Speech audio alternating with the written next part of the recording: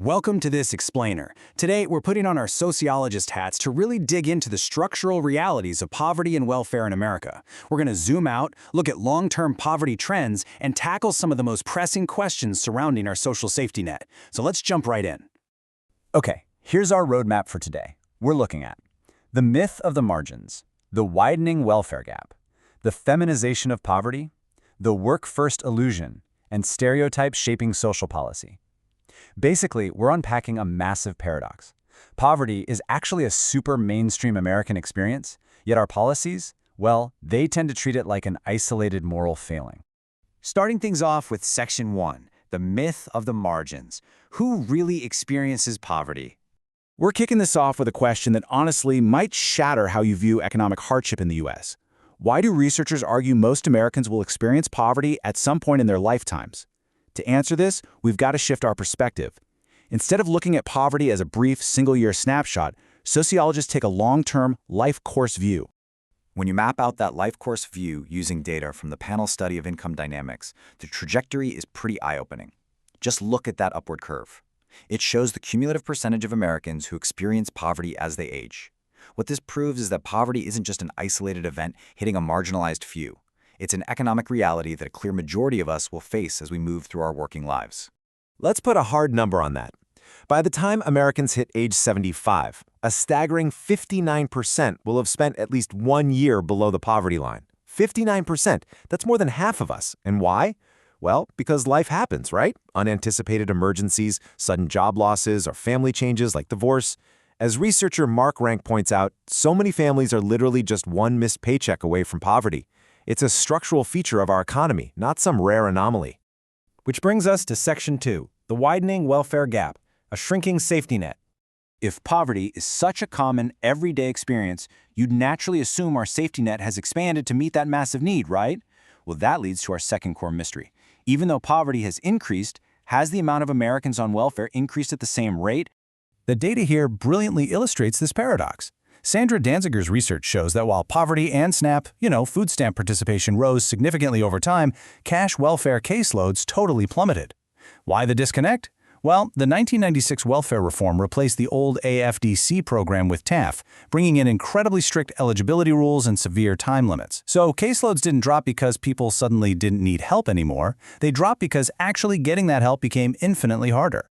So if the safety net is shrinking while poverty is growing, who is bearing the brunt of this structural failure? Let's dive into Section 3, the feminization of poverty. Let's define exactly what we mean here. The feminization of poverty is a trend that's been accelerating since the 1960s. It's the economic reality where women, and specifically female-headed households, make up a disproportionately large and growing share of the impoverished population. And this is driven by deep structural issues, the gender wage gap, the devaluation of female-dominated jobs, and of course, the wildly unequal burden of caretaking. You can clearly see this divide in the data. There's a stark contrast here. Children in female-headed households face drastically higher poverty rates compared to those in non-female-headed households. As Dr. Elise Newman notes, as divorce rates rose and single-parent households increased over the decades, the economic burden fell heavily, and very structurally, right, onto women's shoulders.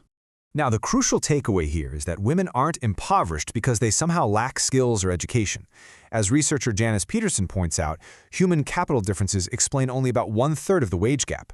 The real culprits are deeply systemic. We're talking about occupational segregation that clusters women into low-paying service jobs and an economy that just flat out doesn't value the caregiving labor that women disproportionately provide. This leads us directly to Section 4, the work-first illusion, policy versus reality. Let's critically examine the policies trying to fix this. Specifically, we need to look at the welfare reforms of the 1990s and ask, what is the all-they-need-to-work theory, and what does this policy actively overlook? We really need to deconstruct this work-first approach, which basically assumed that mandating employment was the ultimate magic bullet cure for poverty. Here is the stark contrast. The policy assumption was that impoverished individuals just lacked motivation, so the government mandated work requirements. But the structural reality on the ground, completely different. This policy willfully ignores the actual labor market. The vast majority of people on welfare already have at least one job.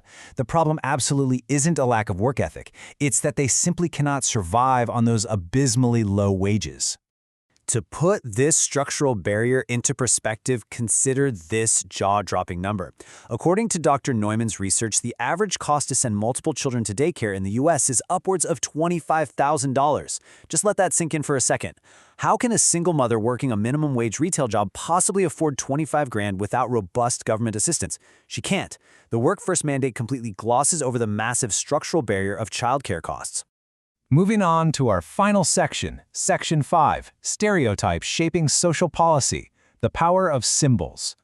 If the sociological data clearly shows structural barriers like low wages and astronomical childcare costs, why do our policies constantly focus on individual behavior? Let's explore the power of symbols. Who is Linda Taylor? And how did predominant symbols of poverty shape policy? Linda Taylor was an isolated, highly publicized case of welfare fraud back in the 1970s. But her story was politically weaponized to create the welfare queen trope. It became an incredibly damaging symbol that completely hijacked the public narrative around our social safety net. By analyzing this objectively, sociologists observed that these politically charged tropes successfully and fundamentally reshaped policy. This narrative framed poverty as an individual moral failing rather than a structural flaw in the labor market. It completely shifted the debate away from low wages and childcare costs. And most importantly, it justified giving states the power to enact highly restrictive eligibility requirements. The end result? The incredibly shrunken safety net we see today, despite rising needs. Sociologist Mark Rank argues that because poverty is a widespread reality that the majority of us will actually experience in our lifetimes, we absolutely must abandon this self-righteous moralism. As he powerfully puts it, when we look at the reality of poverty in America, we have met the enemy, and they are us. It is time to shift the debate from one of blame to one of justice and common concern. As we wrap up this explainer, I want to leave you with a final provocative thought. If poverty isn't just about them, but it's overwhelmingly about us, how should that change the way we view our entire social fabric? How will you advocate to redesign the social safety net to protect all of us? Thanks so much for learning with me today. Take these insights, look at the world a little differently, and I'll see you in the next explainer.